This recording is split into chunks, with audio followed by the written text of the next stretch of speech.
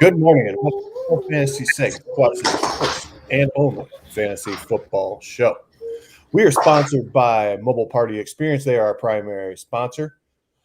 I actually remembered that this week, so that was good. I am your host, Doug Green. I am joined by DJ Jarvis, and we have had a wild Chris Steele appear in the chat. All righty, boys. So before we get into that, DJ and I, we normally will start with quarterbacks here in case this is your first rodeo. But DJ and I had a couple of subjects that we wanted to talk about. So we're going to try and do those quickly before we get into the quarterbacks or condense the quarterbacks down a little bit.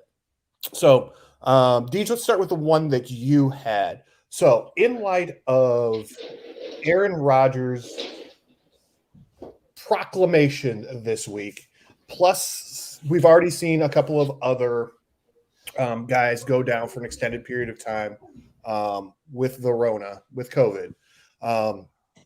What do you feel like is what did you kind of feel like is the kind of the best tactic to take when it comes to when you have somebody who's openly said that they are unvaccinated? You know, for me, how do you feel about that? How do you feel about managing those waters? For me, it's not so much the fact that he tested positive and he's going to miss a game. It's the fact that he tested positive, and I know quarterback's a little different and you don't need as much preparation, but he could miss 2 games. And I know that the penalties are much stiffer for the guys who are unvaccinated than the guys who are vaccinated. And so that comes to the point where you're thinking about these quarterbacks who are unvaccinated who are irreplaceable on your roster in most circumstances. So are you trusting, and I'm not throwing anybody under the bus. If Doug wants to do that, he can. If you want to look it up, I know these guys aren't getting mad at me, but I'm going to say it anyway. But if you want to trust those guys not to test positive week 15 and then you're out 15 and 16 without your quarterback, basically what I'm doing, do your research, figure out which guys I'm talking about here. Trade them. I traded one of them in one of my leagues this week. Or find a viable backup just in case this guy does test positive. The problem is with it is you could say there's 3 top tier fantasy quarterbacks who are on that list, including Rodgers.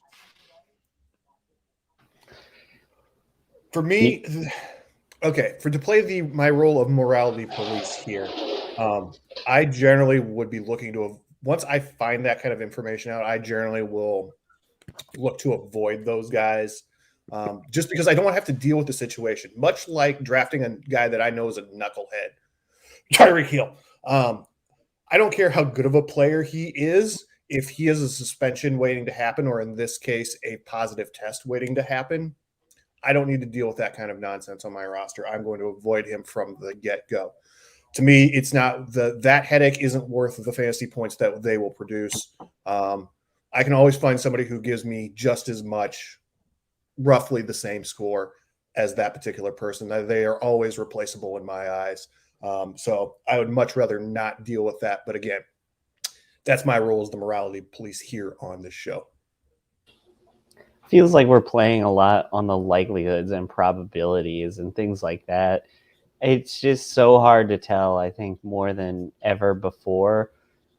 The real issue I see is that I feel like hasn't been talked about enough is if your quarterback is the guy who ends up getting the coronavirus and he's in close proximity to a majority of your team, you're losing more than one guy.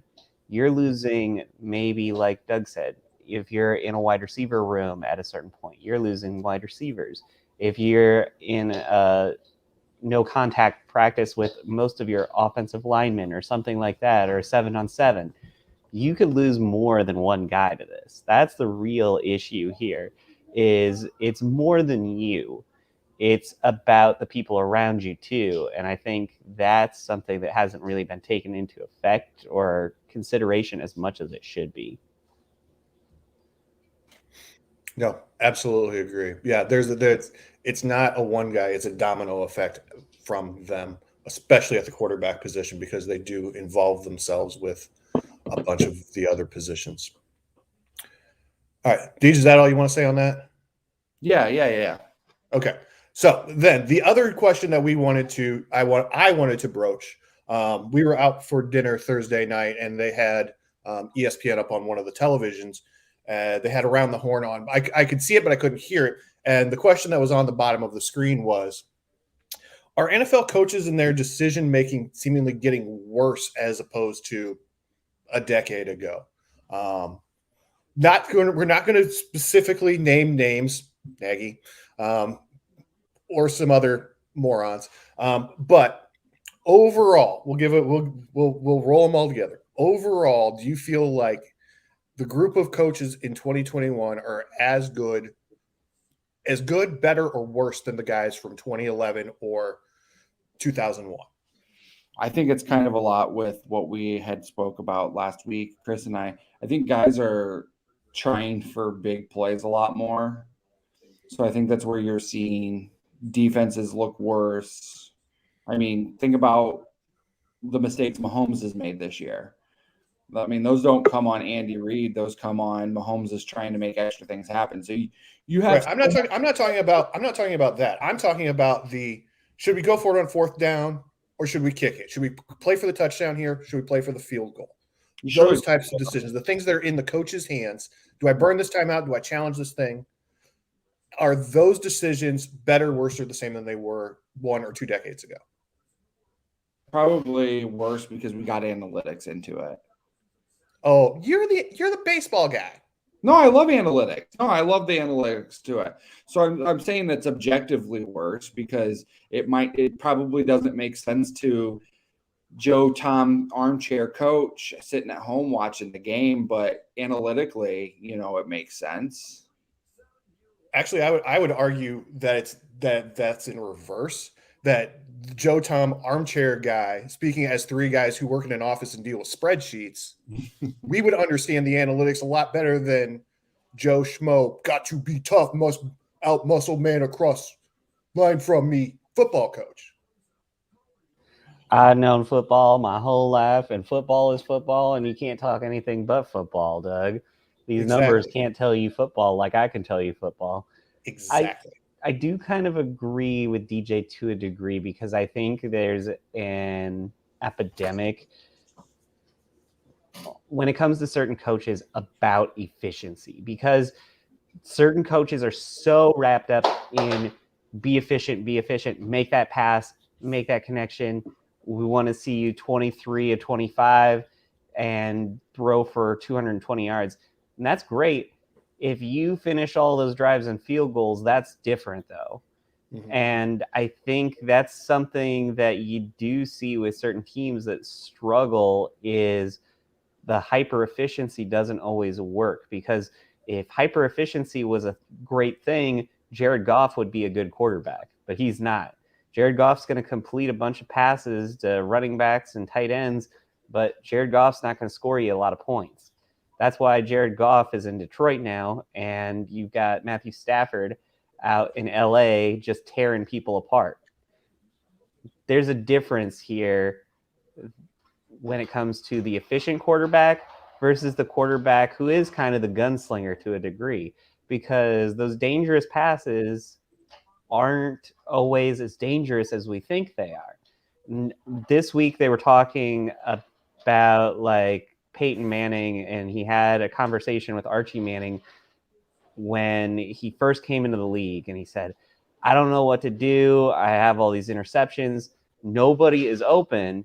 And Archie essentially said, welcome to the NFL. What's college open isn't open in the NFL. And we need to understand that taking risks is different. And I think certain coaches don't see that, because certain coaches want to play it safe. They want to try to pick up 3 yards on every single play. When you do that, the more plays you have, the longer you have the ball, the more likely there is going to be a mistake, the more likely it is there's going to be a penalty that sets you back, and then all of a sudden you're punting again. Yep, I agree with that. Totally. Deej, anything to add before we move on to signal callers? I guess not. No, sorry. Okay, then light it up. All right, so Josh Allen, Lamar Jackson, Patty Mahomes, Stafford, Herbert. Don't see. Okay, I will take umbrage with Derek Carr. I will play the part of Michael Sicoli and take umbrage with the Derek Carr at number 10 ranking. I completely understand hating Derek Carr there. The Giants have not been very good against the quarterback. And we are looking at a very ugly week quarterback wise when you think about buys and then who played on Thursday night. So it does elevate Carr a little bit more. That being said, I understand he lost his deep threat this week. We're not going to address that, but I think that this is going to ensue some more targets for Edwards and Waller, which is going to be a lot better for Derek Carr. It's Who's starting to place Kyler this week, real quick? Oh, there is Kyler at 11. Okay, I'm sorry. Yeah, and Kyler is probably not playing. So you were all about Jalen Hurts last week, DJ. Why is he kind of taking a little bit of a step back here? Chargers secondary. And I mean, there's a big difference between playing the Chargers and playing the Lions. Well, I mean, I think that you look at these top 8 quarterbacks, and these are all guys you're very satisfied with starting your QB1. Yeah, absolutely. Well, and I get you. Certain weeks, the Chargers have looked really good in the secondary, but then other weeks, they don't exist. So I don't know how to feel about that defense. It seems perplexing every week. Yeah, and I think that, and we saw a little bit of this last week with the way they ran the ball against the way they ran the ball against Detroit. You might see a little bit of that too this week from Philly because the Chargers are giving up the second most fantasy points to opposing running backs. So they might lean a little bit more on the run. And I mean, some of that will be quarterback options. But largely, like I said, these top 8, I'm very confident if I'm starting one of them this week. I wanted to know what you two both thought of Josh Johnson from Thursday night, because how we were just talking about coaches and what they can do. Are they better? Like, I mean, just on like strategic things. But I think that Robert Saleh has to take a lot of credit for how good those backups have played, because they are down to like their 5th string quarterback at this point. And Josh Johnson looked amazing. Is this more of a thing on Saleh's coaching and the ability of the backups to play, or more of an indictment on Zach Wilson? I wanted to ask you that as a follow-up, DJ. Stop stealing my follow-up questions. Right. See, even DJ can't follow the shot sheet when there isn't even a shot sheet.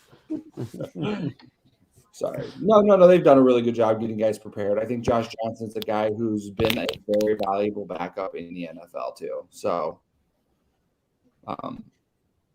does this make a bigger impact on what you think of Zach Wilson now? Because it looked like he was starting to maybe show some signs of life before he got injured. Right. I don't know. I don't want to say bad things about Zach Wilson. Don't make me say bad things about Zach Wilson. Oh, so DJ doesn't like it. Don't like it. Won't even be the starter next year. That's how that's going to go.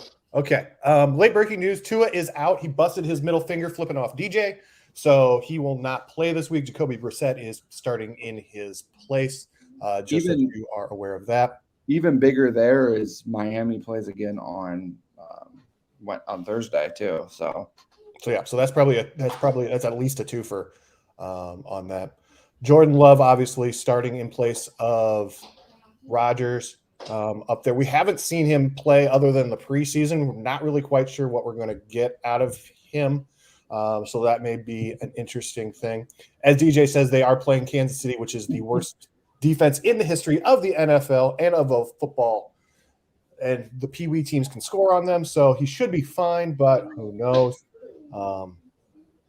With that, Roethlisberger and Fields, DJ is fence sitting there with those since they are playing each other.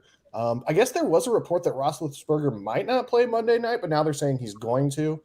I don't know. He's a big weenie about that kind of stuff. He's like, oh, I'm hurt. So, yeah. Is Nagy's return to you, Doug, mean the end of Justin Fields running? Because it looked like it opened a lot of things up for him. I think, that's probably the end of his progression right there. Yeah. I will say this. There was a screen pass, there was running, there was all kinds of good stuff, except for scoring points, and that's Bears football right there. Yep. I will say I would elevate Tyrod here. I did these rankings on Friday when it wasn't positive that he was coming back. So I would have Tyrod in that 15-16 range. Interesting. Okay. Would maybe Kansas City be a good DFS play at defense just because a backup quarterback who wasn't expected to be playing this week is all of a sudden thrown into the limelight? That might be a good question for Brian when he comes up. Yeah. And yes. So let's get to him.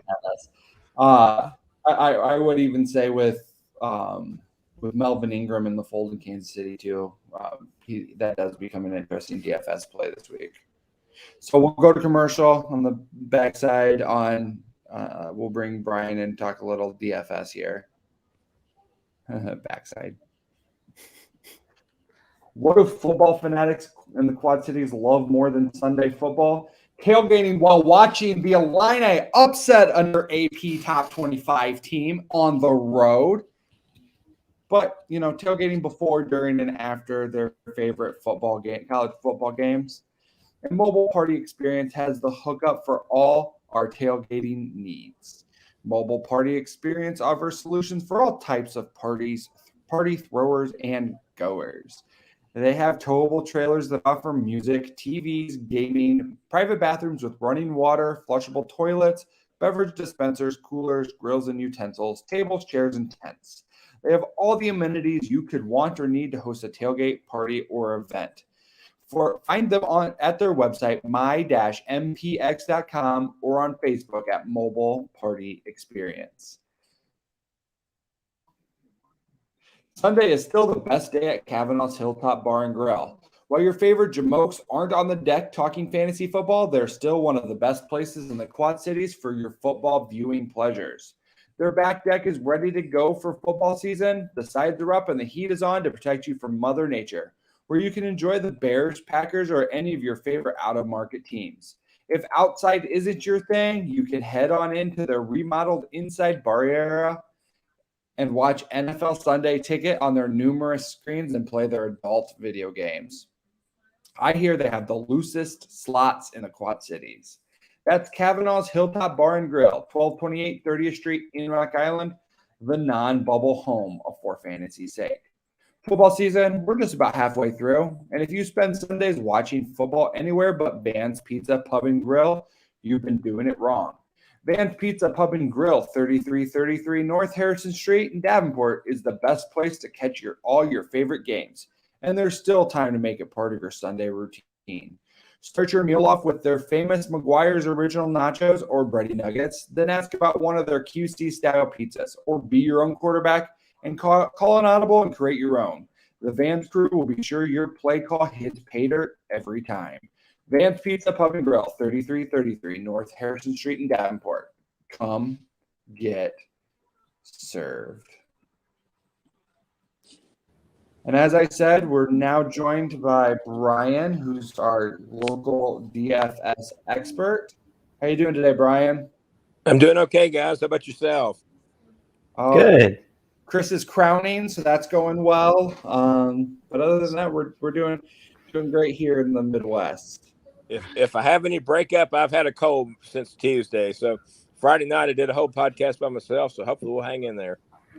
It's always kind of fun when you have a cold and then spend your entire day talking. So exactly, yeah. So Brian, I'll hit you with my favorite question. I know you said a little Josh Allen and either Diggs or Sanders in your article, but who else you stacking this week and how are you bringing it back? Well, actually, in terms of other stacks that I like, in my primary lineup, I'm actually going with Burrow and Chase as one of my stacks. But you can also go cheaper at wide receiver with Higgins. I like that. I like that particular stack. And in terms of the comeback, I don't know. In terms of the comeback for Allen and them, it's kind of hard to identify a Jaguar player I love, but Dan Arnold would probably be my best case scenario for the Jags. I don't love Carlos Hyde this week. You could. I'm going to have to start him. Even though I don't love him, I have to start him in one league. But the Bills are really good across the board on defense. So it's kind of hard. I have a great comeback player on the Bills for sure. Brian, I've seen that you're not the only one feeling T. Higgins this week. Why have people felt like he's due for another kind of breakout here? 15 targets like 2 weeks ago, and then 6 last week. He put up some good yards. Why is he kind of finding his way back into DFS players' hearts again? In all fairness, in all honesty, all the blow up, and deservedly so, has been for Chase. Right. But Higgins is actually a really, really good wide receiver who's kind of struggled off and on. He missed a game or two earlier in the season, but he's underrated, to be honest. And his price tag, I don't know what his final results are, but 5,300 is just bogus to me. I mean, he's that good. And another guy that's also bogus is Amari Cooper at 5,700. Yeah. I guess there was some doubt as to whether he was going to play, but they came out this morning. He's definitely going to play. So both those guys are less than 6, and they're both slam dunks to me. So we all kind of got burnt last week with Kenneth Gainwell. Is there a guy you're kind of avoiding this week that's kind of in that kind of jest with Gainwell? I'm sorry, you have to repeat the question. Is anybody you're kind of avoiding so you're not bit like we all were with Gainwell last week? I'm not an avoiding kind of guy. I mean, to be honest, I'm open-minded. Always open-minded to all options. And in regards to Gainwell for last week, I see a different game script this week. For what the coaches are right for once for the Eagles. They decided that they could run the ball and give Jalen Hurts 14 pass attempts. That's not going to work against San Diego. So I think I would fade, if you want to fade somebody, possibly fade Boston Scott, because in that same backfield, I do not see as much from him as other people do. That's just me. Javonte Williams looks like he's kind of turning into like a poor man's DeAndre Swift. Is that somewhere where you could find a lot of value for him? Because he's at 4,800. And for a guy who's getting as many targets out of the backfield as he seems to be, is that a good play? I'm open-minded to him. One thing I was kind of surprised about through all my research this week, we've all conceived it to be a 50-50 split in regards to MG3 and him. Actually, over the last couple of weeks, not that it's a huge difference, but Gordon's actually gotten 60% of the snaps versus 40% for Williams. So I don't mind the play at 4,800, but a little cheaper, I'd go to A.J. Dillon in a game that I think the Packers could be competitive in. But in reality, I don't know. I have to start Love in one game, but I see them leaning kind of like they did last week with the run. Last week they didn't have Devontae Adams. This week, of course, they don't have Rodgers. So I think I could see somebody like Dillon at 4,200 being a better play than Williams. With Love starting a quarterback kind of abruptly, do you think that maybe makes Kansas City's defense a good play, or are they just dangerous enough that you don't want to touch them? I've actually got him in my primary league. I've got the Chiefs defense. Part of that's the fact that they're so cheap. I mean, 2,300 is really cheap. I don't know what they'll do, but you get double your points if you have less than 5. So, sometimes you have to take chances so you can build elsewhere. And I always like to take advantage of an inexperienced quarterback. Now, who's to say Love may throw 303 touchdowns, but you got to take gambles somewhere, and that's mine. Yeah, it feels like LaFleur would try to just run it down their throats the whole game. And even if they do that, that's going to clock it. So they're not going to have like 5 touchdowns. Well, exactly. That's what I anticipate too, because I've watched the Chiefs play off and on, and they're just not. I watched every single minute of the Browns Week 1 game. That was just embarrassing in regards to the run. They just do not stop the run at all. So, and it's amazing that teams don't just try to continue to run it down their throats. It is to me. To be honest, I do most of my viewing on Red Zone, so I don't get to see every single play of every single game. But at the same time, the Chiefs were just not great against the run. So you can scream that one from the rooftops, there, buddy. and what are you looking at this week at tight end? Actually, this week's a really good week for tight ends to me. You've got a lot of guys out there that are inexpensive. A lot of times I always say, go get the higher guy. And of course, we're all thankful that Kittle's coming back, but I wouldn't play him. They've actually priced him appropriately at 50. I think it's 5,400 off the top of my head. And they've said he's only going to play half the snaps. So to me, I'd go a little cheaper. Jared Cook sitting at 3,300. You've got Albert O. I can't ever pronounce his last name, and y'all might be closer because I know you're close to Missouri. But I go with Albert O. and at 2,600, and last I go with Conklin at 3,000. So, are you? I know that you didn't mention either of these guys, but are you kind of in the vein where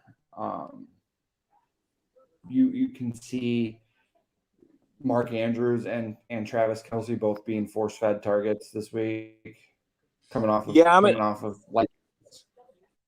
I'm sorry for interrupting, but yeah, I mean, in regards to Andrews and Kelce, they're always good options. Kelce's really struggled this year for whatever reason, and they still got him priced at 7,000. So I'm staying away from him.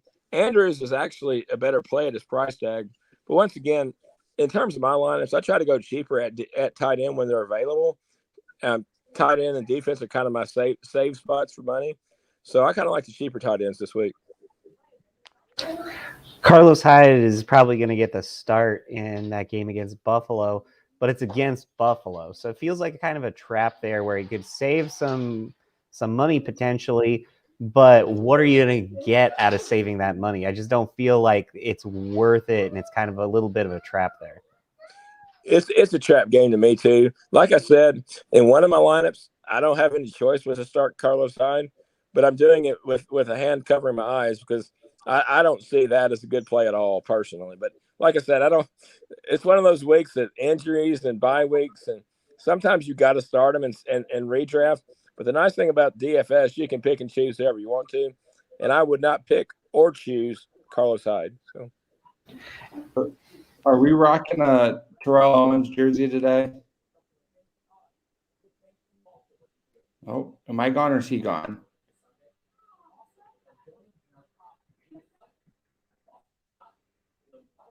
It certainly looks like a TO jersey. Is that a TO jersey there, Brian? All right. Yeah, I lost connection for just a minute. Did you ask about rocking an Eagles jersey?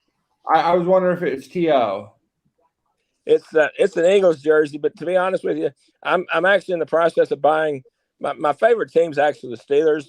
My favorite player is actually Deontay Johnson, and I'm actually buying myself one for Christmas. So I've only got 2 jerseys, and they're very old school for players that are no longer in the league. Zach Stacy and also Jordan Matthews. So I was a Vanderbilt alum, so we don't have many Vanderbilt players in the NFL. Well, and looking at Nick Chubb making his return this week, are you thinking that's a good play? Because I would worry about him coming back this week and maybe even just rock his backup out there too, because he's done so well recently. You were asking about Nick Chubb, right? Yep. I like Nick Chubb at the price tag, to be honest with you. He came back last week and had I forget the total numbers. He had some production last week, did he not? Yeah, it wasn't great, but he did have some. Yeah, I don't mind Ernest Johnson, and I haven't written down, but I like the price tag for Chubb at 6,700. I wouldn't fade him, and also with I don't know. In some ways, I would almost avoid all Browns, but if you're going to play with one Brown, I don't mind Chubb. But like I said, with the OBJ thing going on, they seem like a team to totally fade to me. What? And then in addition to that, it looks like Elijah Mitchell just continues to put up good numbers every single week, and he just is never fitting what I think his price tag should be, especially in a run-first offense. Is that another good play? I have him as a cold play in the article, but to be honest with you, part of that was he had missed practice during the week, and this morning I like to follow NBC Sports Edge for a lot of my content, and apparently he's playing. So,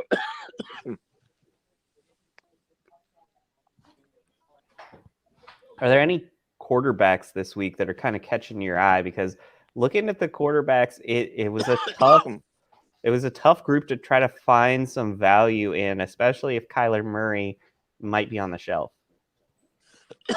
Excuse me. Yeah, I like Josh Allen this week.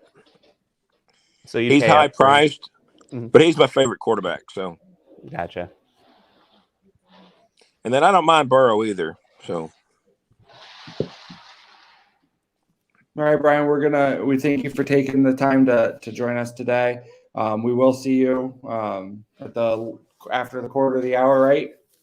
Yep, I'll be back. I appreciate you having on. I'll see you all in about an hour.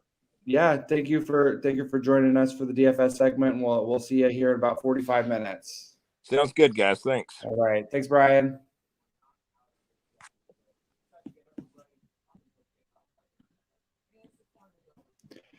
With 5 locations within the Quad Cities area, Ray's Barbershop has provided first-class service, haircutting, and shave since 2010. 2010. Wow. Numbers, math. Years. Ray's Barbershop has been voted the Quad Cities' favorite barbershop year after year. They take tremendous pride in their work and in maintaining the fine art of classic meets modern barbering. Ray's goes above and beyond to make sure our client's satisfaction is met. You won't find the Ray's experience anywhere else. Located in the Belgium neighborhood of 7th Street in Moline, Clint's Draft House Pizza and Grill is home to some of the Quad Cities' best food and drink specials. On Sundays, there's no better place to be. Clint's is serving up 75-cent wings and $4 Bloody Marys all day. And your favorite team playing in those out-of-market games? You'll never miss a second of the action on one of their 10 screens with NFL Sunday Ticket. And after you've had your wing and bloody fix, finish off your football watching experience with one of their famous Quad City-style pizzas. And folks, they know pizza. They've been spinning QC-style pies for the last 22 years. So make Clint's part of your Sunday football routine. Clint's Draft House Pizza Grill, 7th Street in Moline. Who doesn't need a solid handcuff on their fantasy squad? Grab a bite to eat at Clint's Draft House while watching their noon games, and then head on over across the Rock Island Moline border to the Corner Tap for some libations during the 3 o'clock games. Every Sunday is fun day at the Corner Tap with $3 tall boys, Bloody Marys, Jack Daniels, and $2 PBR drafts. Head into the Corner Tap, 4018 14th Street or 14th Avenue, Rock Island, and get into the end zone.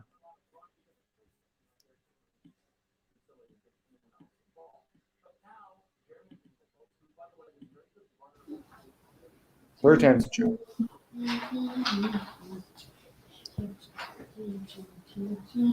Doug is muted. Doug. Doug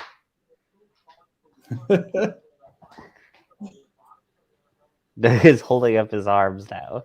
Like this is good radio, Doug. Good job. Doug, that t-shirt has pit stains. What are you doing, man? No. Work hard. They have tile pit stains. Oh man. Oh, that's terrible. That's terrible. All right. So Kamara, Eckler, Jones. I actually expect to be okay, here's the thing with Jones. Do you expect him to be higher because Rodgers isn't playing, or do you expect him to be lower because Rodgers isn't playing? I expect him to be exactly where I put him, Doug. Okay. Chris, do you think that Rodgers being out has an effect on the game script for Jones and his usage?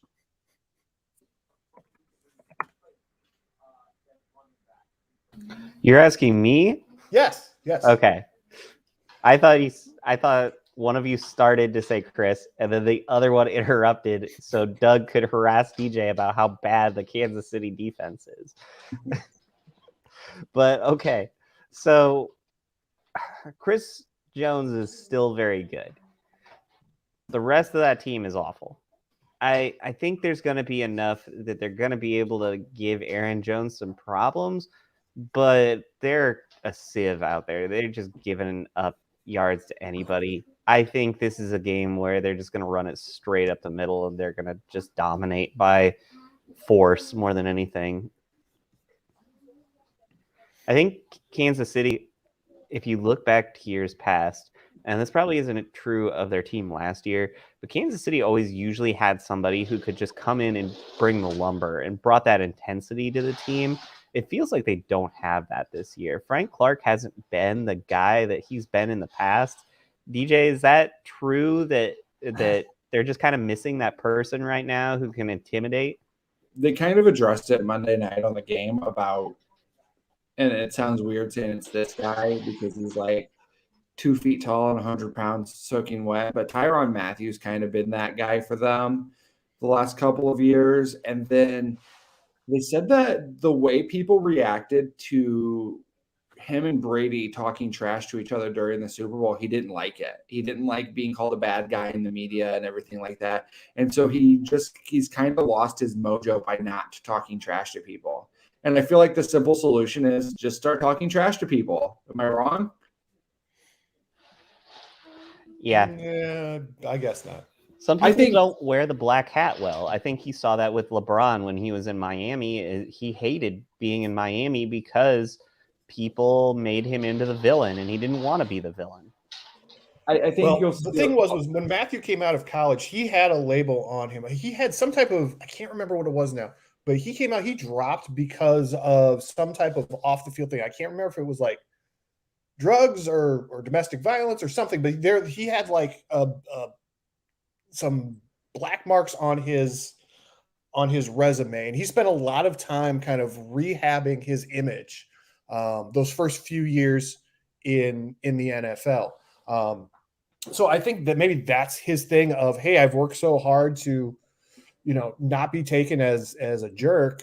Now I'm, now they're still saying that I'm a jerk, and that would piss me off a little bit with that as well. Like I said a little bit in the quarterback segment, I think that Melvin Ingram's existence is going to help them a lot because it puts Chris Jones back on the inside. Mm-hmm. So he'll be back as a defensive tackle and not playing end anymore. All right. We've established that Cordero Patterson is for real. How long do you think that his run will last? Do you think that this is a full season long thing, asking for a guy who has a trade in his inbox? I think he's a good option for 2021, but I'm not sure about him past then. Looking back at the Honey Badger, what I found was there was a possession arrest, Doug. So it wasn't anything even that major, but I can see how, looking back on how that was viewed at the time, that would be something that he would have to rehab his image over. I think he also got thrown out of a game at his last game of the career. He punched somebody or started a fight or something. That's 90% of football players at this point.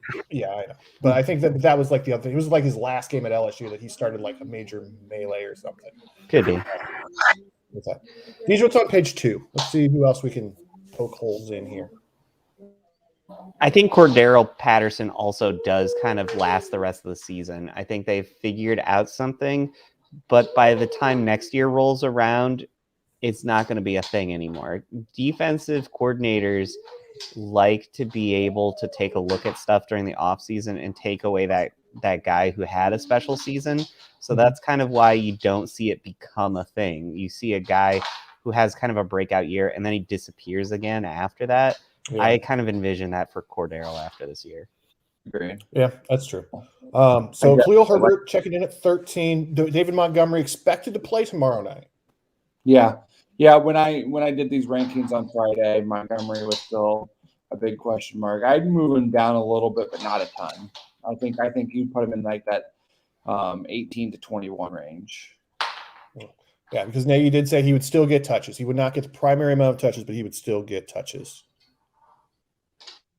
Even when I don't think he's going to be back to full speed, and I think that's what made Montgomery really a good talent at the beginning of this year. Is he looked a step faster than he's ever been. You take that away from him, and he's ordinary again. So I would still I would put both of them on the bench for right now until you see Montgomery's either 100% or that Khalil Herbert's going to get a majority of those touches. Because it's the Bears offense after all, Doug. So if that happens to go bad where they rush the ball and it doesn't go anywhere, then they're going to start chucking it. And because they can't sustain anything through the air, they're immediately on the sidelines again. I can never tell if Chris is a constant negative mindset or if he's just a constant realist. He's a Bears. I've watched enough Bears football this year to know how this game goes, Doug. Devontae Booker there at 18. Is Saquon just dead? I mean, what happened to him? Well, he had the ankle injury, and then they had a bunch of people in New York test positive for COVID, did not really have COVID. And I think that missing those couple of days of practice kind of hampered his ability to come back this week. Boston Scott is a name I never thought I'd read again. This is like the guys that at the beginning of the year you look at your free agent like waiver wire and you're like, oh my god, who is going to put that guy on their team? And now they're in the 15 to 24 range. And like nobody wanted to draft Josh Jacobs. We were all curious about Chase Edmonds, and you're like, yeah, here's a bunch of guys that we can pick up in week 7 when half the league's hurt and the other half's on the bye. And then we come to week 9, and here they are. Do you still love Josh Jacobs, though? Because Josh Jacobs, to me, is kind of what we thought he was going to be. He's been better at catching the ball out of the backfield this year, and that's made his numbers look okay. But at the same time, I don't think he's had a 100-yard game yet this year. So he hasn't like broken out by any means. And I know part of that's injury, but still, Josh Jacobs hasn't been the guy that anybody thought he would be just a couple years ago when everybody thought he was going to run the league.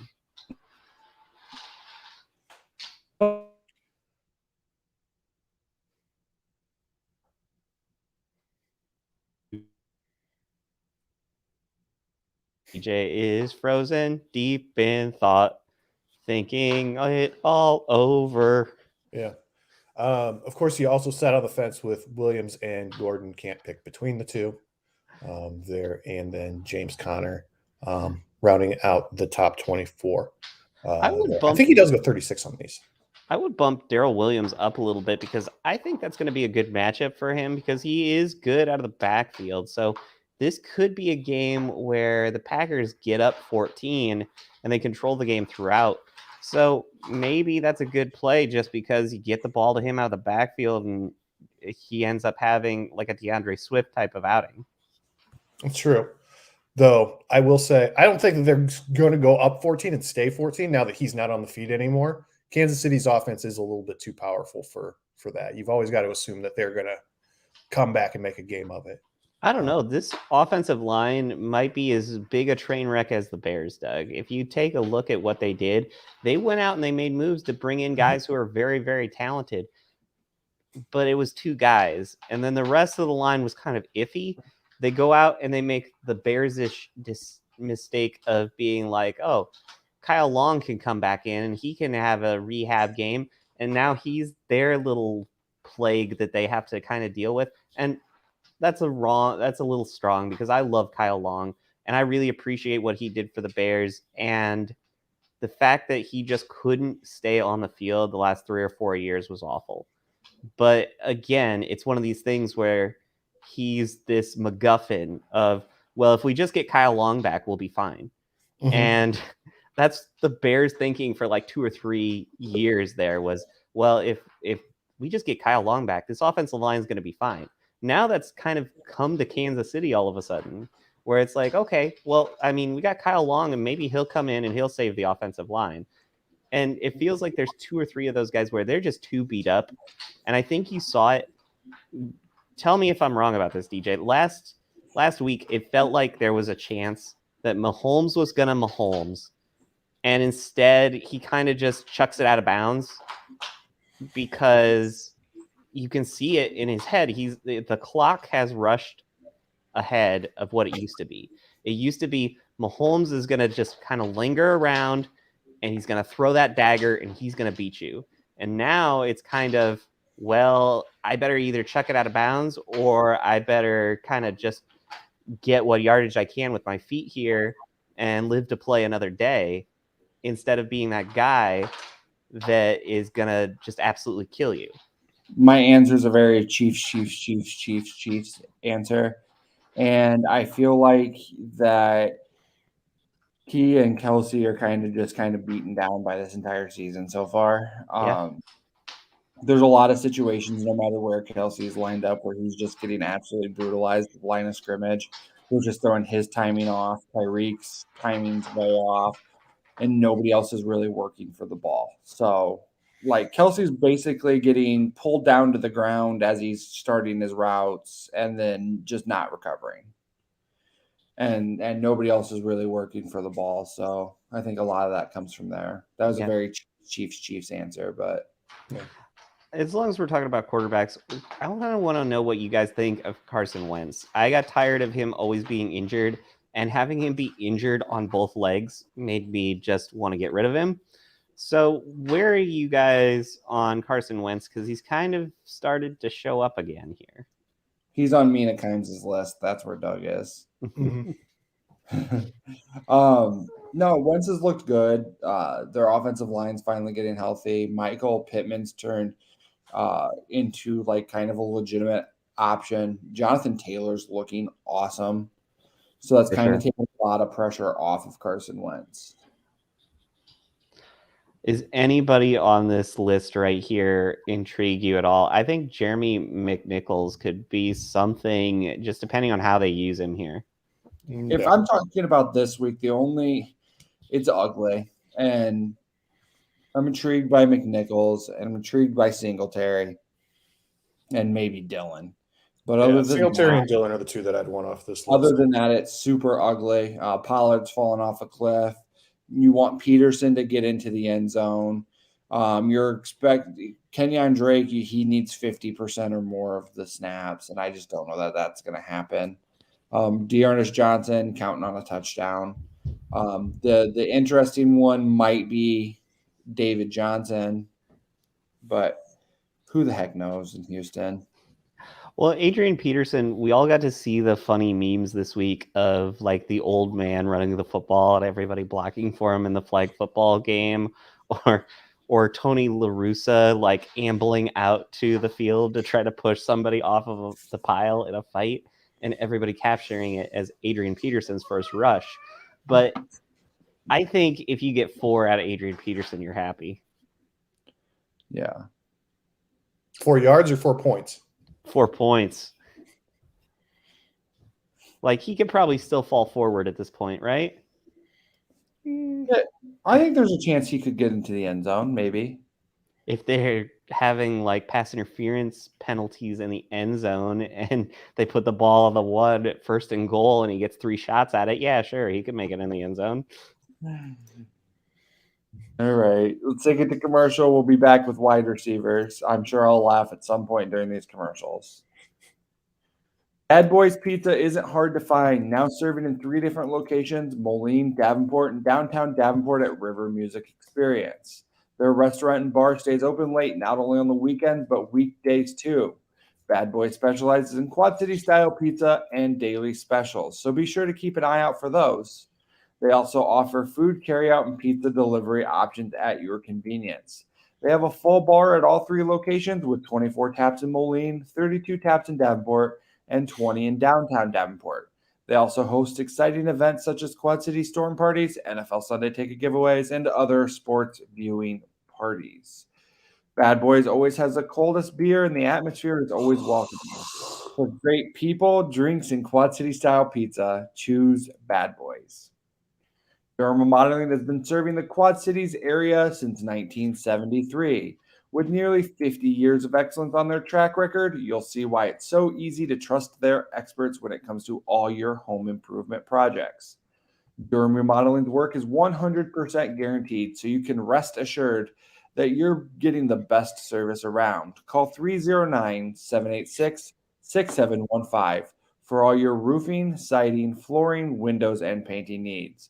That's Durham Remodeling, 309-786-6715. It's Sunday Fun Day over at Frick's. Iowa's second oldest bar is guaranteed to have your favorite team on one of their 13 TV screens with NFL Sunday Ticket. Get on to Frick's now, where they'll be joined by Smoked Out Smokehouse every Sunday. And boy, does that menu look great. Barbecue, smoked ribs, pork chops, wings, you name it, you can get it during your football games over at Frick's. So for Frick's sake, head into Frick's, 1402 West 3rd Street, Davenport. Doug, did you hear it? Hear what? I don't know if it was intentional or not. DJ, tell me if it was intentional. What? Nope, he didn't hear it either. Rest assured made a reappearance. I heard that. I was like, it was kind of like it was in between. R-E-U-S-T. It was like rest assured. It was in between, but it was still there, I think. Come on, DJ. DJ, I love It's you. okay, Deej. Chris, you're fired. As soon as this show's over, I don't want to see you for the rest of the season. All right. Cooper Kupp, Jamar Chase, Tyreek Hill, Diggs, Brown, Debo. Debo's questionable, so that's a thing. Yeah. As is Hopkins. Yes. I saw that that both Kyler and Nuke traveled, but the expectation is neither one would play. Yeah.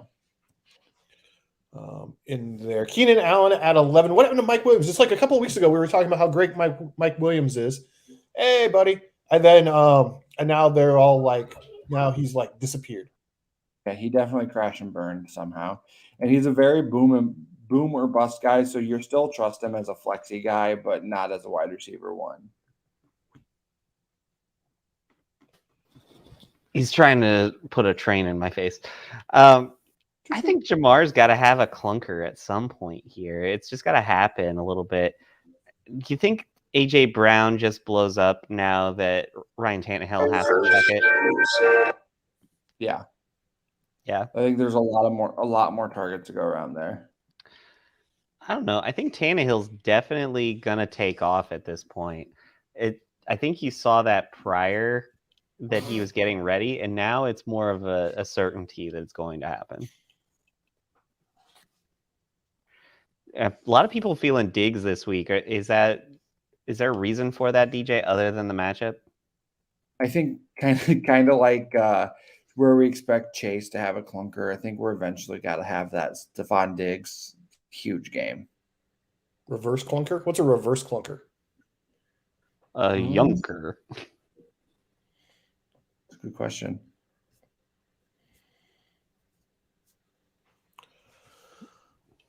All right, page 2. Let's see what's waiting for us there. DJ Moore, Bobby Trees. There's our boy Mike Williams. In case you were looking for Mike Williams, Adam Thielen's here to point him out for you. Okay, great. He had a point to make. Hollywood. Really think Hollywood's going to do that much this week? I think it's a lot like with what I said about Andrews in the DFS segment you weren't here for. They took away, Cincinnati took away Andrews and Brown last week. So I think there's going to be a situation where he kind of forces the ball downfield to them. For sure. And I just feel like Miami's defense might be good enough to give Cooks a hard time. And that might be one where he just doesn't end up having the game we think he's going to. He's going to have like 10 targets and like 56 yards or something like that, where they just try to force him the ball, but they just can't make it happen. I will say, I do think this offense will be slightly different with Tyrod back this week. You think so? You think that kind of makes them take off? Oh yeah, and our commenters, I did mean to mention this, and I was going to mention this at the top of the hour. Harrison Smith has tested positive for COVID and will miss the game today. So it's a big missing piece of the Minnesota secondary in that Baltimore-Minnesota game.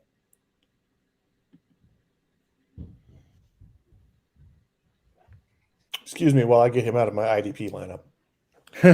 But yeah, no, I do think Tyrod does make a big difference for them.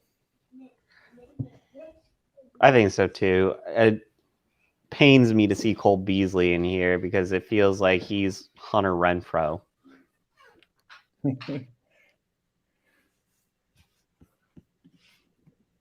Oh, but Chris, Hunter Renfrow's right here.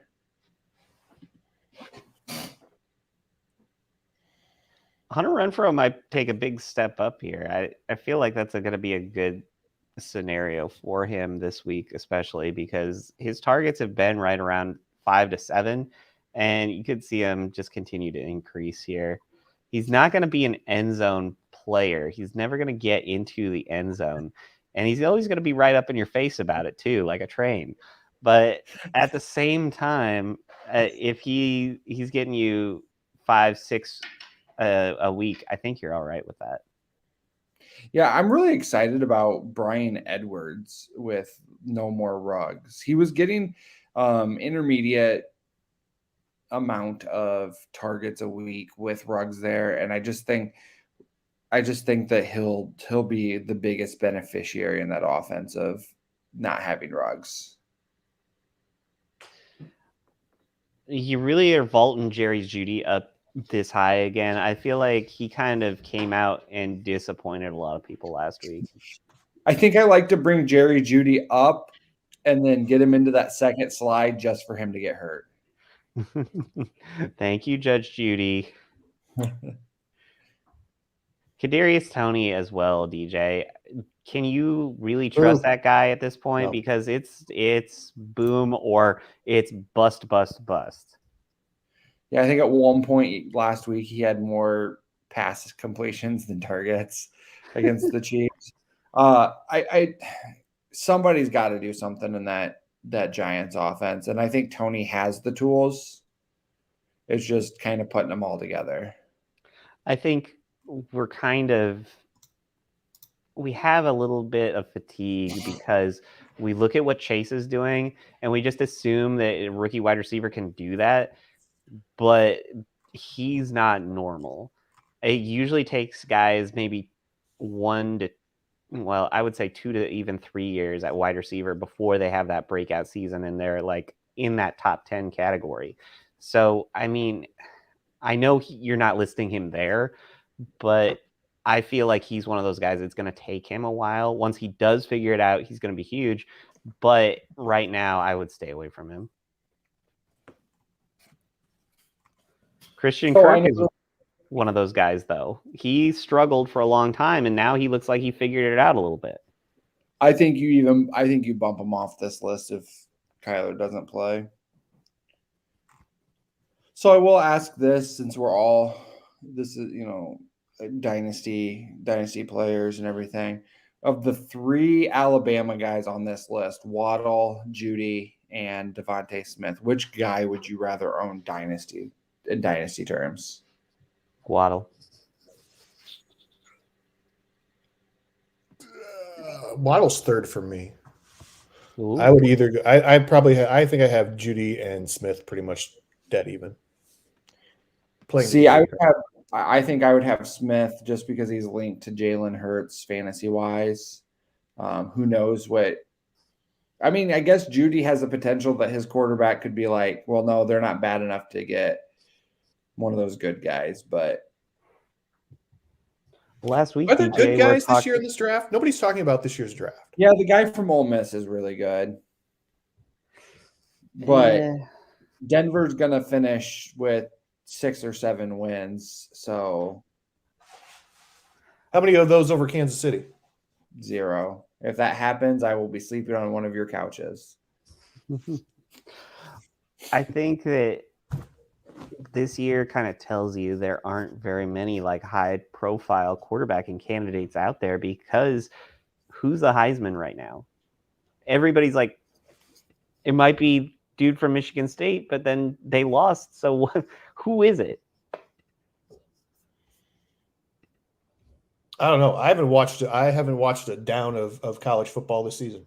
Oh, Doug. Seriously. DJ just checks in on if the Illini won and if the Hawkeyes lost.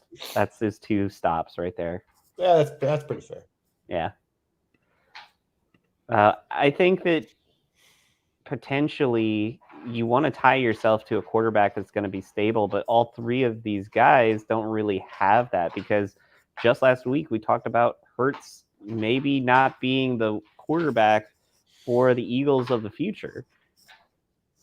There's that volatility there. DJ lost in thought. Yep. He's gone off to think. Oh, he's back, kind of. Oh, My internet's Just like apparently inactive. Just like a train, DJ is coming in and out every once in a while. Yeah, but he's not on schedule like a train should be. True that. Better late than never. Right. All right. Let's go to commercials so we can have this happen during commercial and DJ can lose his mind. Yes, let's do that. With 5 locations within the Quad City area, Ray's Barbershop has provided first-class service, haircutting, and shave since 2010. Ray's Barbershop has been voted the Quad City's favorite barbershop year after year. They take tremendous pride in their work in maintaining the fine art of classic meets modern barbering. Ray's goes above and beyond to make sure our client's level of satisfaction is met. You won't find the Ray's experience anywhere else. Located in the Belgium neighborhood of 7th Street, Clint's Draft House Pizza and Grill is home to the Quad Cities.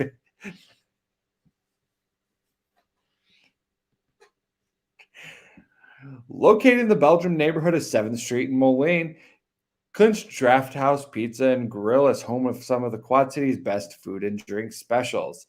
On Sundays, there's no better place to be. Clint's is serving up 75-cent wings and $4 Bloody Marys all day. And your favorite team playing in those out-of-market games, you'll never miss a second of the action on one of their 10 screens with NFL Sunday Ticket. And after you've had your wing and bloody fix, finish off your football watching experience with one of their famous Quad City style pizzas. And folks, they know pizza. They've been spinning QC style pies for the last 22 years. So make Clint's part of your Sunday football routine. Clint's Draft House Pizza and Grill, 7th Street in Moline. Who doesn't need a solid handcuff on their fantasy squad? Grab a bite to eat at Clint's Draft House while watching the noon games. Then head on over across the Moline Rock Island border to the Corner Tap for some libations during the 3 o'clock games. Every Sunday is fun day at the corner with $3 tall boys, Bloody Marys, Jack Daniels, and $2 PBR drafts. Head into the Corner Tap, 4018 14th Avenue, Rock Island, and get into the end zone. Blah, blah, blah, blah, blah. Blah, blah, blah, blah. Blah, blah, blah, blah. Blah, blah, blah, blah, blah, blah. You can do that. All right. Let's start tight ends. Right. And now it's time for the injury reserves to. Oh, I was hitting you with the inactive now. Oh, okay. Do what you want.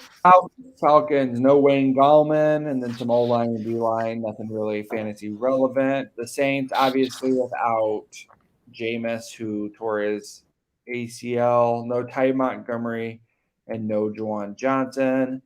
For the Broncos, only thing really fantasy relevant, left tackle Garrett Bowles is inactive. Cowboys also without left tackle Tyron Smith. The Patriots, no N'Keal Harry, no Devin Asasi, and no J.J. Taylor. Panthers, no Royce Freeman, with obviously they're getting CMC back.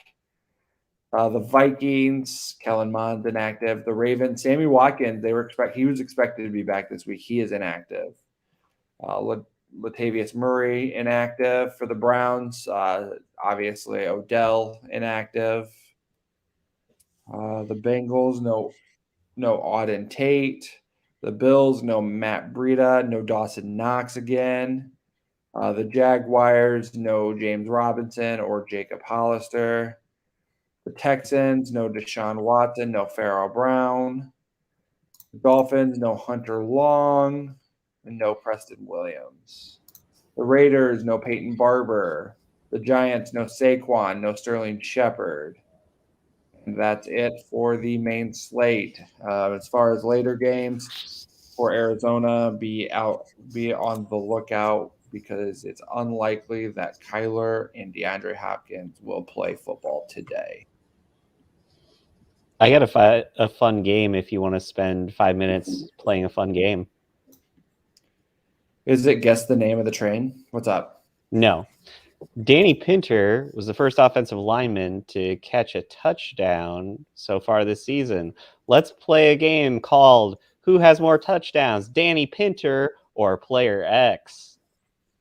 You ready for this? I don't like this game because he's going to start with Allen Robinson, and we know how that's going to go.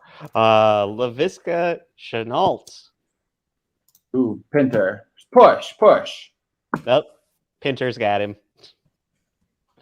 Let's go with another name that seems like it should be a good player in fantasy football, but isn't. And let's go with Odell Beckham. Pinter. Push. Pinter. Doug gets the point. All right. Who has more touchdowns? Pinter or Sammy Watkins? Pinter. It's going to be Sammy Watkins. I'm going to be mad. Pinter. Sammy Watkins. See, this is a fun game. Why aren't we playing this game more? Who has more receiving touchdowns? Danny Pinter or Christian McCaffrey? Ooh. Pinter. I'm going to go Pinter. McCaffrey. Pinter. Ah. I hate this game. Tight end ranking. All right. Let's see, Waller, Andrew, Kittle's at 9 just because he's coming off the injury and is on a pitch count. Yeah, and Friday I wasn't positive he was going to be active. I would keep him around there knowing he's on a pitch count. Okay. CJ Azuma is a name I don't think we've seen on your rankings in a very long time. I think he popped on there last week, didn't he? I don't remember week to week. We'll have to review the film, Chris. Nobody watches that stuff, DJ. No. We'll have to look at the tape, and then we can tell you more about it after that. I think he's an interesting player. I don't know that you can really depend on him, but if you're looking for a boom or bust guy, I think that's a better play. I said last week that Hunter Henry is very touchdown dependent, and then he didn't get his touchdown last week, even though he had like 4 consecutive weeks with a touchdown. So I think he's one to start fading again a little bit. Who has more touchdowns? Danny Pinter or George Kittle? Pinter. How many touchdowns does Kelsey have? I think 3 maybe. I was really hoping Pinter would win that one. No. He has more than one. Doug, who has more touchdowns? Darnell Mooney or Danny Pinter? I'm sure Pinter. It's a push. Is it? Yeah.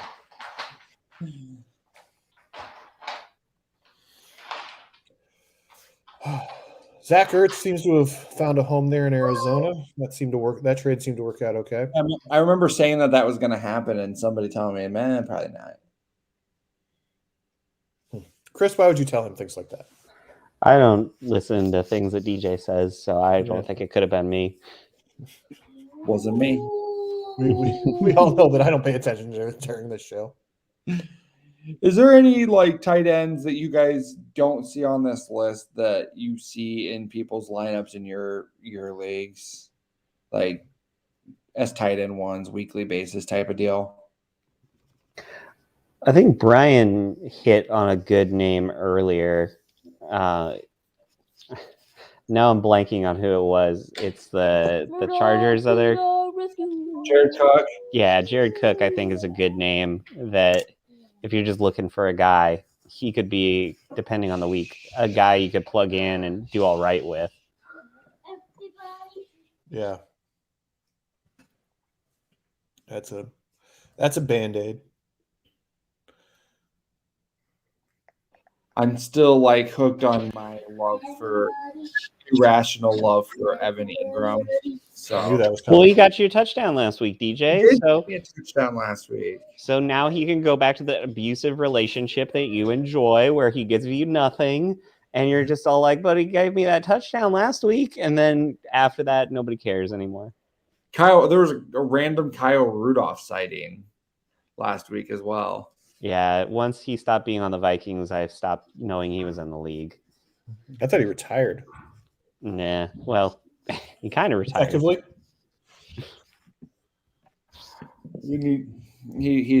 Now we're stuck in Minnesota Vikings tight end 1 Tyler Conklin purgatory. What happened to Irv Smith? He was supposed to be their thing. He's hurt. Oh, Yeah, he got hurt like even before the season started, Doug. I don't remember. Again, I don't remember. Like if I don't hear about him in a while, I'm like, what happened to that guy? If he's season long hurt, I'll ask that again before the end of the season. I guarantee it. You're gonna like the way you look, Doug. I guarantee it. That's the problem with being an old man. Your memory isn't what it used to be. Well, I mean, you could just run straight down this list. Who has more touchdowns, Danny Pinter or this guy? And for most of them, you would probably be right with Danny Pinter. Dallas Goedert has been terrible this year, and he's 5. Like, you're lucky to get 4 out of Dallas Goedert. That's your number of the day. What? Today's show is brought to you by the letter H and the number 4. Hey, 4 points, you're kind of like, I didn't get killed. You got me 4. I don't know about all that, but sure. Okay. We have run out of show. That's always fun. Anything other you would like to discuss Then in Danny the last Pinter? 3 minutes of this segment? No. All right. Nope. Okay. Do the commercials. We'll go to the fun stuff. Doug, do you think Cole Kmet is trending upward now that they're actually targeting him? Yeah, a little bit. He might get an extra catch a week, but he's not going to move into tight end 1 category. But can he catch the ball if they throw it to him more? Because I don't think so. I do. They keep throwing Based him off like of what they're weird doing, spots. he has terrible hands. I would have to review the tape on that one. I don't remember. Catching traffic is bad. Catching is bad. Just he doesn't block well. What does he do exactly? He's athletic. He looks good in a uniform, that's for sure.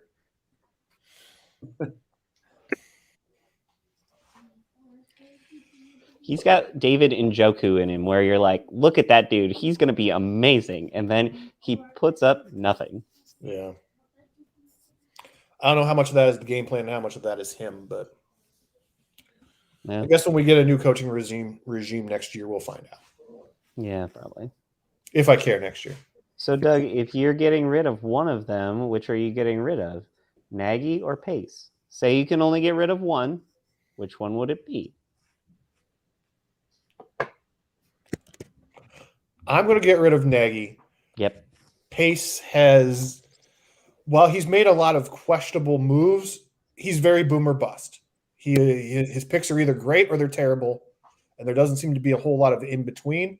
And I'd much rather take the guy who will I'd much rather take the blind squirrel who will find the nut once in a while, rather than Nagy, who is the blind squirrel lost in the dark in the forest. The blind squirrel who keeps doubling down that he's not blind. Yes, that one. Yeah, the one that refuses to wear the shades and take the cane. Yes. It's delightful, though. I get what you're saying. Nagy does find some players through the draft that you're like, well, that's not that bad. But then again, he's given Jimmy Graham $10 million to be Jimmy Graham this year. He's also given Andy Dalton $10 million for less than 6 quarters of football. But I'll give him that because you didn't know Justin Fields was going to land in your lap. Okay. What are we going to do? Run Nick Foles out there? I'm all right with it. I was all right with it. I would have been fine with Nick Foles again, yeah. In comparison to giving Andy Dalton a bunch of money when we didn't have any money and we were like, we're poor, we can't give you money, Kyle Fuller. I don't know. Though Kyle Fuller's not even starting in Denver anymore, so maybe he was more prescient than we thought. Yeah, maybe.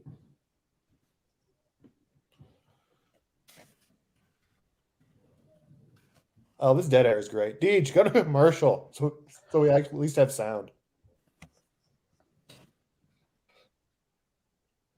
DJ's on DJ set. muted us because we were talking about the Bears.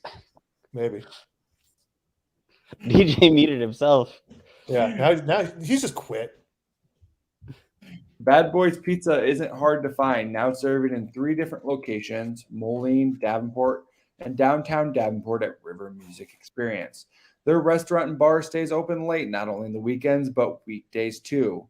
Bad Boys specializes in Quad City style pizza and daily specials, so be sure to keep an eye out for those. They also offer food carryout and pizza delivery options at your convenience. They have a full bar at all 3 locations with 24 taps in Moline, 32 taps in Davenport, and 20 in downtown Davenport. Bad Boys always has the coldest beer, and the atmosphere is always welcoming.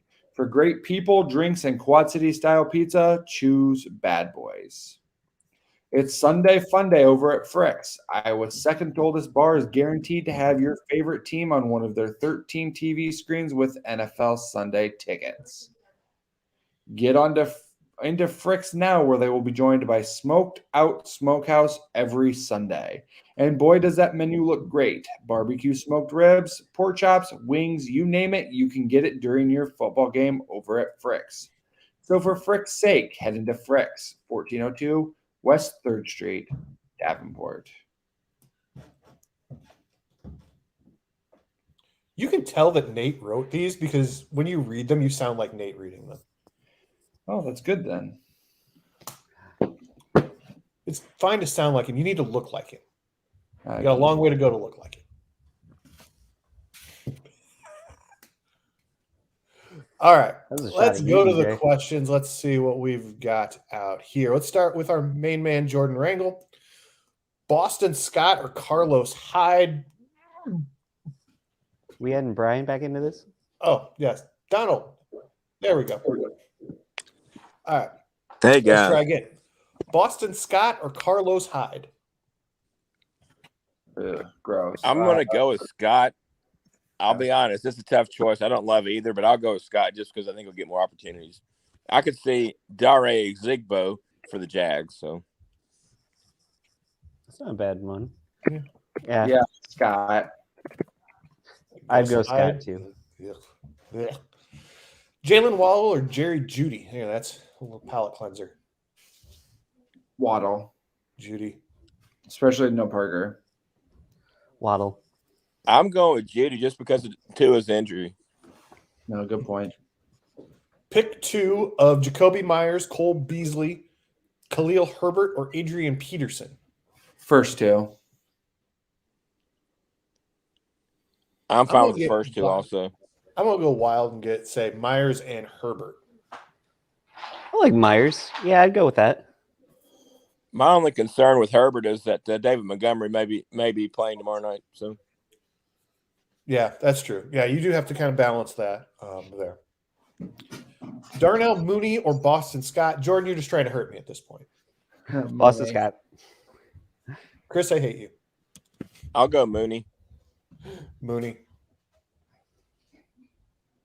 Mooney.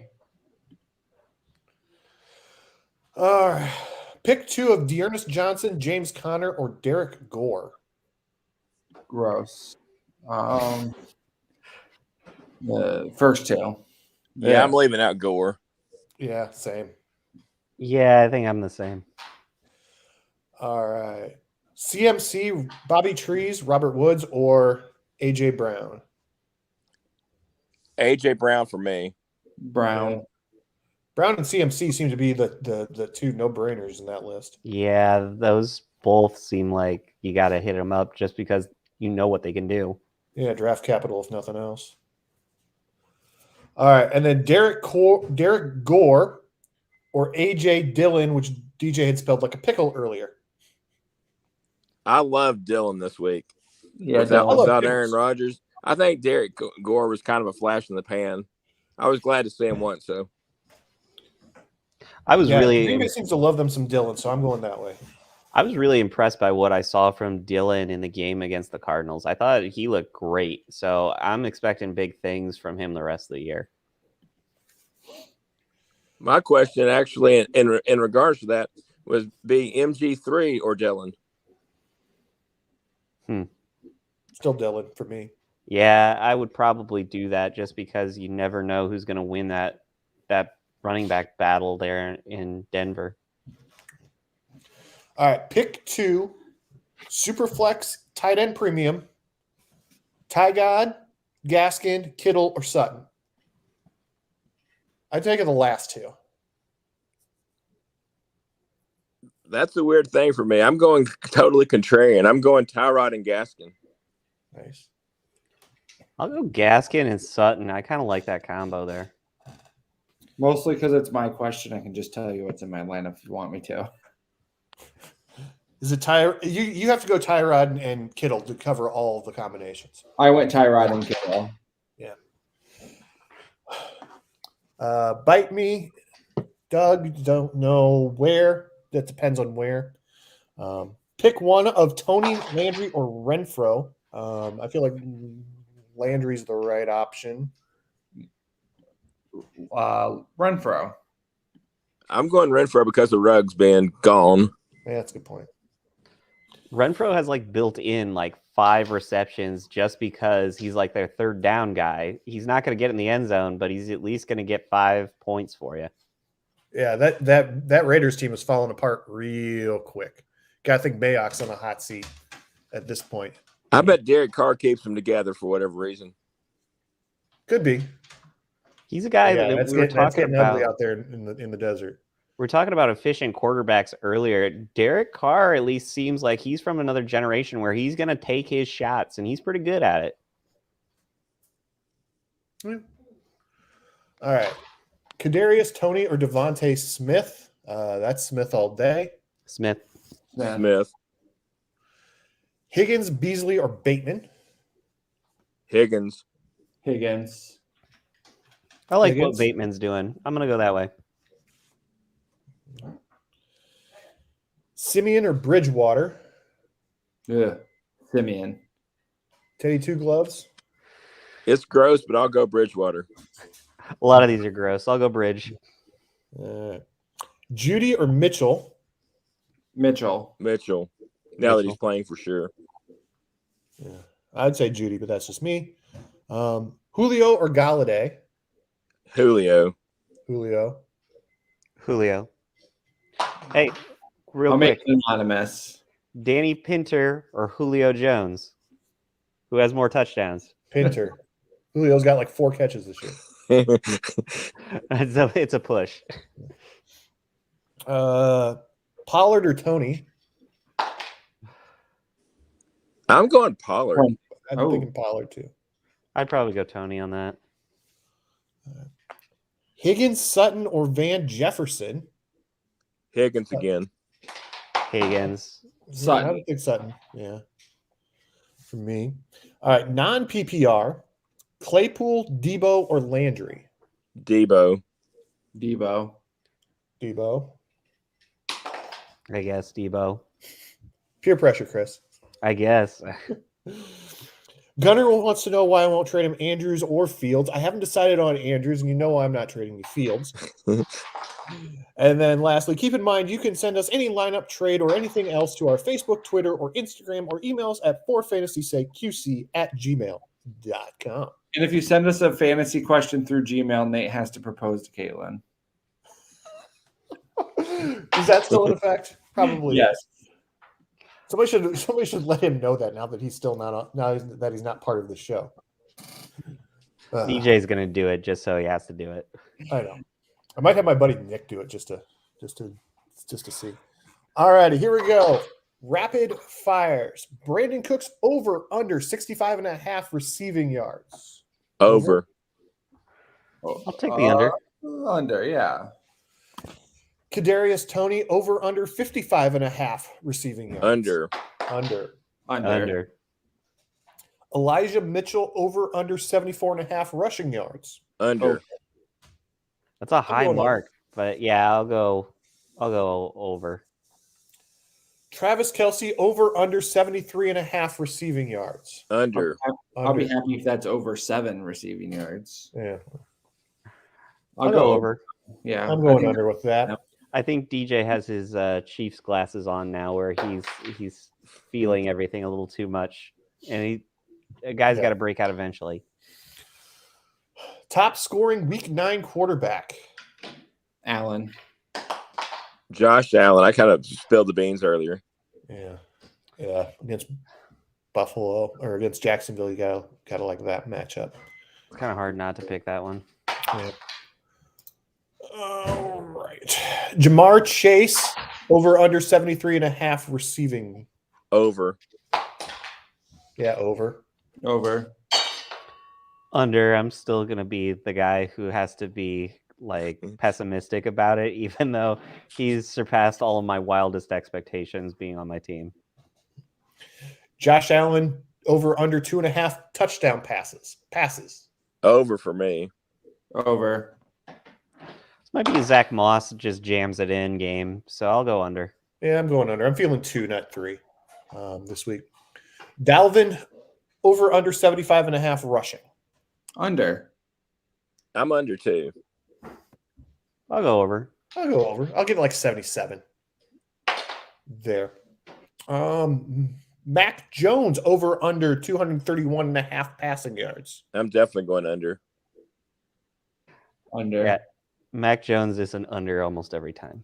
Who are they playing this week? Carolina. I'm going over on that. Defense is still pretty good. It's the guys throwing the ball on the other side that can't do what they're supposed to. Top scoring week 9 running back. Kamara. Eckler for me. What'd you say, Brian? Eckler. Eckler. That's a good choice. Yeah, that makes too much sense. Let's go with Swift. He's on a bye. Oh, well, that's going to stop him from doing that. Let's go with Harris then. Which one? All of the above. All their What you hear, forces Jones, is combined, what you did, right? they end up making themselves into Voltron, and they're gonna win the week. Sorry, I have cats Kamara and over kids at under the same time. I 77.5 cannot rushing focus. yards. Over. Who was it again? Alvin Kamara. I'll go over.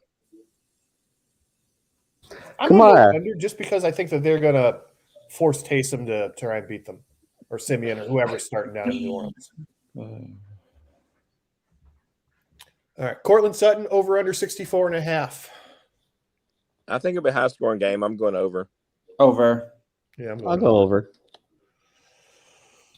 Devonta Smith over under 55.5. Under. Over. He's really kind of up and down. Yeah, I'm going over this week, but I don't know. I don't have anything to back that up. I'm gonna go under. AJ Brown 75.5. That's a high number, but I'm going to go over. Over. Over. They're gonna check that ball. I'm feeling like 83, so yeah, I'll go over. Top scoring week 9 wide receiver. You're looking 83, Doug. Feeling 83. Jamar Chase. I'm pulling one for the Chiefs fans. I'm going Tyreek. Give me Diggs.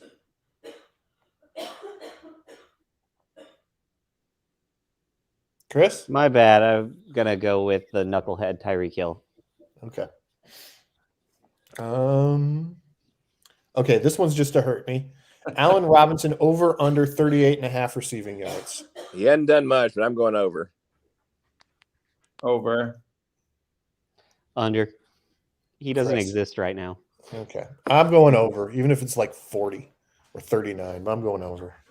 There. Top scoring week 9 tight end. I saw this question. I like one of the upcoming questions better, but I'll go with Waller out of just for the heck of it. I was going to go Waller as well. Waller's not a bad choice. Gimme.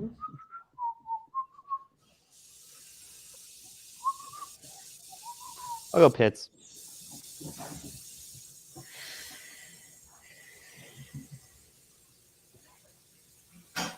I don't know. Sure. Give me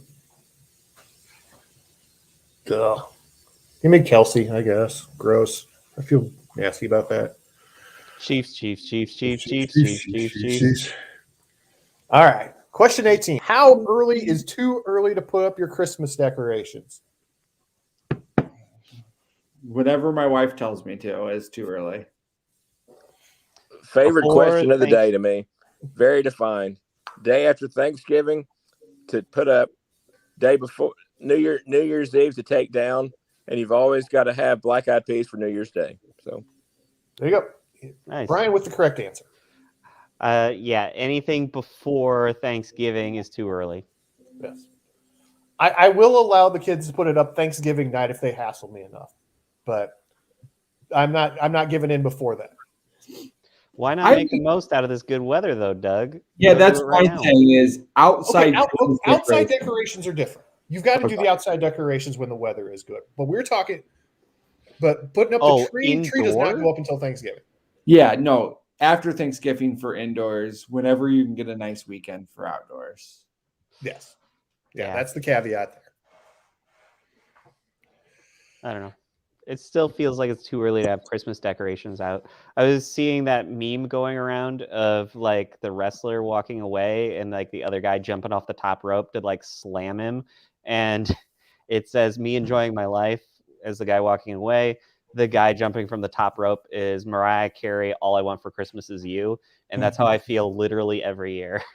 They had Christmas music playing at the store I went to that sells items in bulk that is owned by Walmart. Target already had all of their Christmas stuff up. Yeah, Halloween's over. There's no other holidays, Doug. I don't know what you're talking about. Yeah. All right. So that will do that. That will do this. We're done this week. I can't talk. Doug caught DJ reading the ads. Yeah. That's bad. All right. There's a note on here, which is why I'm confusing. Cody Cook from Fantasy Six Pack and DG Fantasy will join us next week. I didn't know I owned my own fantasy industry. I thought that I just had just this. You can follow him on Twitter at DProdigy. So he will be joining us next week. I have not met him, so that should be an interesting thing. I actually have a opening question for all of our guest hosts. Deej. Oh, fun. You're gonna love this. All right. All right. So thanks to everybody out there for watching this week too. We really appreciate everybody taking some time out of their day to watch our silliness, especially this week where there was extra silliness going on. The first 10 minutes of the show were great, and Brian's segment was great, and then the rest of this you can pretty much skip.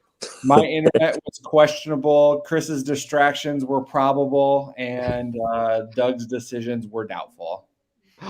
DJ, you did the bump set spike. You managed to do it this week. Golf clap on that. I'm going to clap, and unlike Joel Embiid, I will not hit Lonzo Ball with my fist pound. That was a near miss that could have ended the world right there. Yeah. I still think that he should have gotten tossed for that, but that was just me trying to win the game. All right. So for Brian, for Chris, for DJ, I am Doug. We will see y'all next week. Make sure you stop in and watch Monday Night Hammer tomorrow night with Nick and Michael. All right. That will do it for this week. I do want to take a quick minute. If you guys have a chance for positive thoughts this week, send them Mr. Steele's way. I believe this is his departure from us this year. That's what you said last week. I know, but his wife is due with a child. So give any positive thoughts you have this week Chris's way. I'm sure the baby does what it wants. The baby will get here when it wants to get All right. Well, fine. I'm loving Chris. Everybody, I encourage you to also love Chris. Doug, go take a short along pier. All right. Bye, guys. Thanks, everyone. Good luck, everybody. Bye.